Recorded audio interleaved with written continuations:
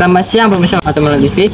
Senang sekali saya bisa kembali dengan Anda dan menyapa Anda semua dengan berbagai informasi yang menarik dan aktual.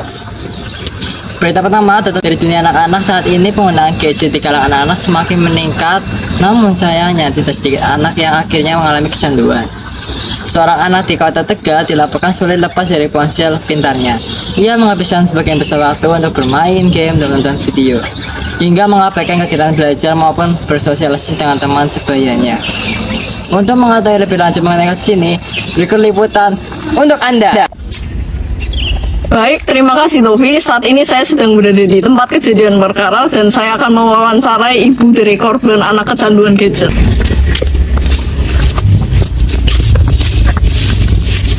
Selamat siang Bu, dengan ibu siapa? Elis, Anaknya sudah mulai kecanduan gadget sekapan ya Bu? udah lama sih, awalnya cuma main game doang, tapi lama-lama jadi kecanduan. Oh, untuk tanda-tanda untuk mengetahui anaknya kecanduan gadget itu bagaimana? Ya kalau sudah berhenti malah marah-marah, terus suka lupa makan juga. Oh, ibu mengatasinya bagaimana? Ya suka saya ajak keluar sih biar nggak main HP terus. Menurut ibu penting tidak peran orang tua dalam membatasi anak untuk bermain game online? Penting banget dong. Oh ya, terima kasih ibu. Lagi pemirsa Watermelon TV, berita kedua, kabar membanggakan datang dari dunia pendidikan. Seorang pelajar asal kota Tegal bernama Samuel Adiwijaya berhasil meraih juara pertama dalam Olimpiade Kimia tingkat nasional.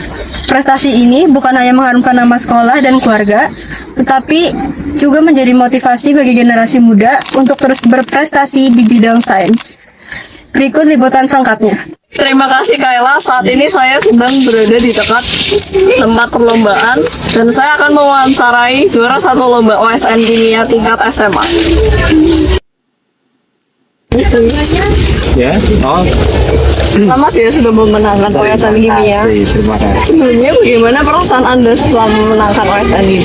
Nah, tentunya saya sangat senang sekali, sangat bersyukur karena sudah bisa mewakili sekolah untuk memenangkan perlombaan OSN tingkat nasional. Oh, untuk tantangan terbesar apa yang Anda hadapi dalam mempersiapkan lomba ini maupun menghadapi lomba ini? Kalau yang paling angel sih ya itu sebenarnya mengatasi males buat belajar ya. Aku pun juga manusia loh, aku juga manusia kan, jadi ada keinginan malas belajar, tapi kan karena kita untuk meraih yang terbaik pasti harus dengan usaha yang terbaik. Baik, untuk persiapan yang Anda lakukan untuk menghadapi OSN Kimia ini apa saja? Ya, ini sama juga mengatasi rasa malas saya buat belajar. Saya menerapkan sistem SKS, sistem kebut 1 jam. Yaitu saya melakukan ini selama kurang lebih 3-4 bulan, yaitu belajar selama 1 jam setiap hari. Baik, terima kasih atas waktu yang Anda sudah luangkan. Kembali ke studio. Pemirsa Watermelon TV, berita mengejutkan datang dari dunia pendidikan. Seorang siswa SMA di Jawa Tengah nekat membakar sekolahnya sendiri. Aksi ini membuat panik para guru dan murid lain.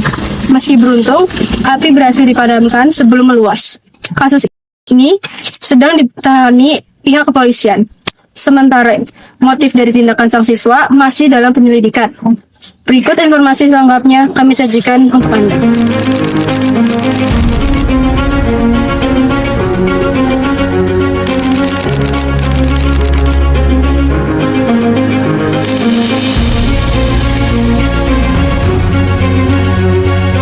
Sabar Pak, ini bakar. Masa bagaimana kronologi awal hingga terjadinya peristiwa kebakaran ini? Tentunya saya sangat kecewa sekali ya. Saya sangat kecewa kalau ternyata tuh ada anak murid yang sampai membakar sekolah sendiri gitu. Apa reaksi Bapak saat mengetahui pelaku ternyata murid dari sekolah ini sendiri? Wah, saya semakin kecewa lagi bahwa ada yang membakar, tapi ternyata juga ada pelakunya dari anak-anak murid-murid itu sendiri tentunya. Bapak apa yang melatar belakangi siswa tersebut melakukan aksi nekat ini? Ya mungkin hanya pribadinya saja belum dewasa terlalu tugas, depresi dengan teman-temannya. Akhirnya ya jadi stres, jadi marah dengan sebagai pelampiasan emosinya. Bapak, gimana tanggapan Bapak? Ya, Sejauh ini, bagaimana kondisi setelah sekolah kejadian tersebut? kondisinya sampai saat ini masih terbakar, masih sekarang terbakar, masih kosong, masih tidak terlihat segala macam gedung-gedung yang sudah rapi. Kita masih perlu waktu untuk renovasi. Lalu langkah apa nih yang sekolah ambil untuk mencegah terulangnya masa depan?